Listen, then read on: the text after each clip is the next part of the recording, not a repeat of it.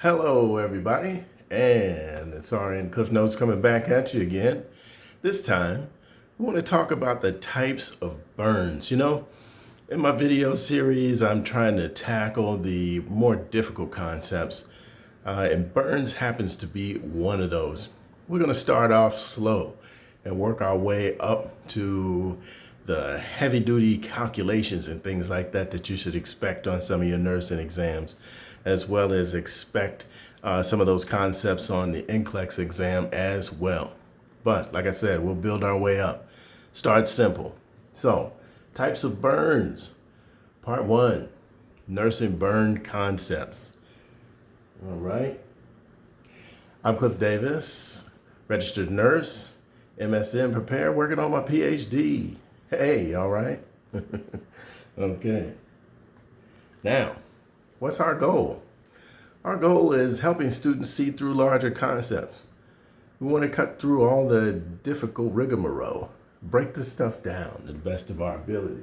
And today, as we're looking at burn victims, this beautiful young lady, she's beautiful before and after the burn situation.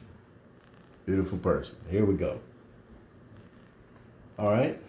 Now, what are the types of burns? There are varying types of burns, all right, such as thermal burns, radiation burns, chemical burns, electrical contact burns, and friction burns. All right, but you know how we do here on this channel. We like to start with some questions, some brain teasers. Get our brain nice and ready. All right, so name the type of burn featured below.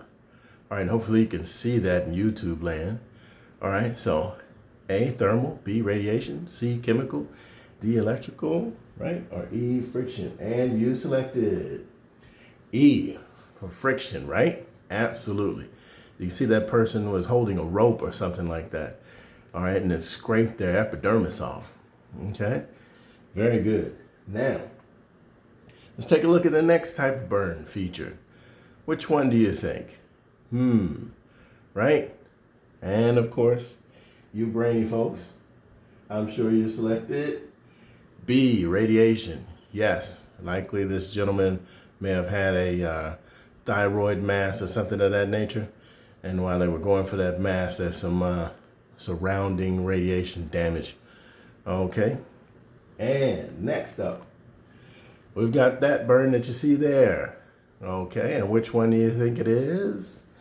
And of course, as you already know, it is a thermal burn. Yes, right? So we see the boiling substance in the background.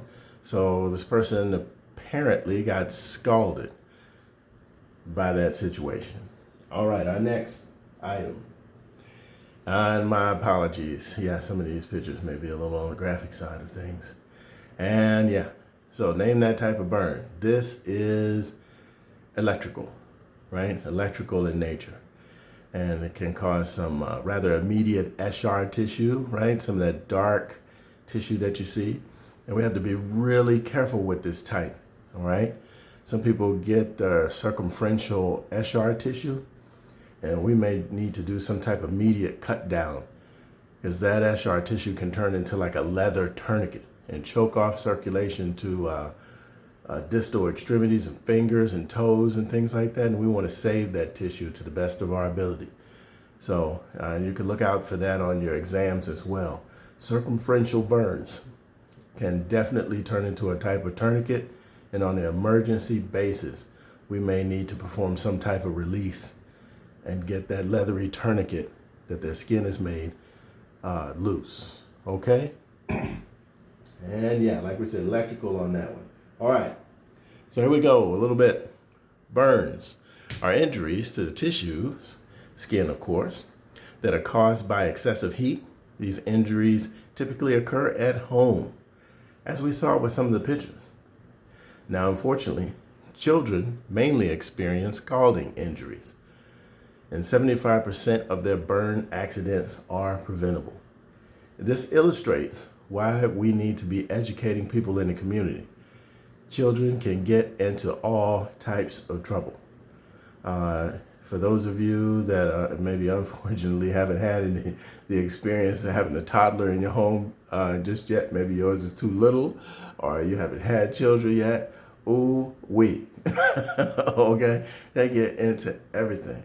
All the cabinets, all the electrical sockets, man, with wet fingers on top of it.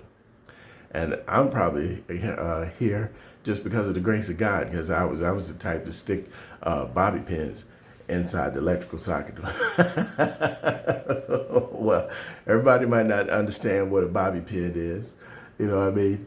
The women wear them in their hair, the little metal ones. Yeah, those, the old school ones. Yeah. Man, I used to jam those in the plug and watch them just change color and smoke and all that other stuff. Well, thankfully, I didn't get electrocuted. You know what I mean? Anyway, be that as it may. All right, now, older adults are typically burned due to smoking and having open flames for cooking, right? We really, see, again, education. And a side note, some older adults, you know what? Listen, this is just a community announcement. You got older people living around you, you know what? Chances are they can't get up on the ladder and change their smoke detectors. They could use some help with that sometimes, you know, and maybe you want to, you know, just check in on them and make sure they're getting that done. All right. Or maybe invite the firefighters to your neighborhood to do something in the community in terms of a little education, maybe hand out some smoke detectors and things like that. It's better to be handled in advance, right? Then, you know, the worst happens, and guess what? Their house is not far away from yours, okay? And it could have been prevented. So let's check in on those folks. Make sure we're keeping everybody's smoke detector changed. You're a nurse in the community.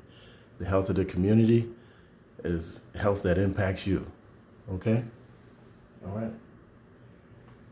Next up, sorry, yeah, I didn't bold those, but thermal burns real quick. We already talked about them a little bit, but due to external heat. And I've seen some of these on the exams. So it's real important that you actually understand and be able to differentiate what's going on with those burns. But these burns are caused by hot metals, scalding, liquid type steam, flames, right? And coming into contact with those kinds of things. And we've all been there, right? If you're anything like me, you've actually cooked grits or something like that on the oven and had that great experience. Right? Yes, indeed I have. Okay. Radiation burns. Okay. Like we were talking about with this gentleman. Okay. Sometimes in the therapeutics, as we're approaching the treatment of cancer, unfortunately, you know, surrounding tissue can be damaged while we're going for the cancerous tissue. Now, there's so much more to this that we can discuss, and we will try to get to it. Trust me. There is some understanding that I need to share with you. When you get enough tissue damaged, it's going to impact your potassium levels, and boy, do we need to talk about that. You need to absolutely understand what's going on when tissue gets damaged and your patient's getting a bolus of potassium sent to their bloodstream because they had tissue that was damaged by a burn, even therapeutic radiation related. All right, we need to talk about that because potassium at a certain level can kill. And we remember that potassium's periodic table letter is what? K, right? Preferably not to be bolused into anybody because it can what? K, kill somebody. All right? And while we're talking about that, let me just drop another one on you just while we got this going. All right? Another one to keep in mind while we're talking about something hitting the bloodstream, just real quick here. Calcium. What's calcium's letter on the periodic chart? Or letters, right? Capital C and a little letter A. CA for what? Caution. Be cautious when you're giving calcium IV, right?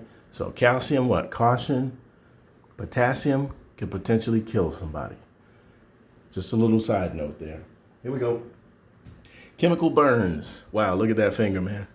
Right? Burns caused by strong acid, alkalized detergents, And for some of us, fireworks. I've been there. I had that finger. I laugh, but boy, as a kid, I definitely had that finger, man. Let me tell you what, I was trying to, you know what I mean? So, yeah, 4th of July, all the fireworks are done except for the couple duds. And I'm trying to light up that dud. You know what I mean? Get that last little pop or snap. And boy, I tell you what, man, I got close to that thing with the lighter and it started to whistle.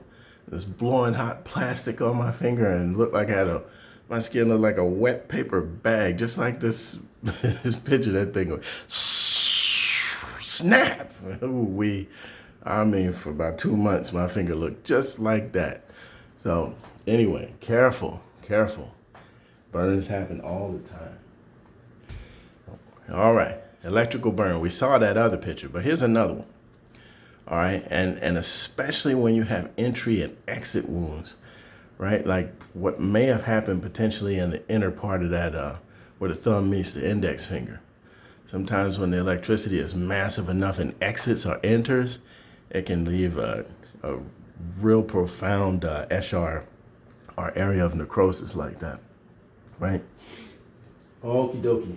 And let's see.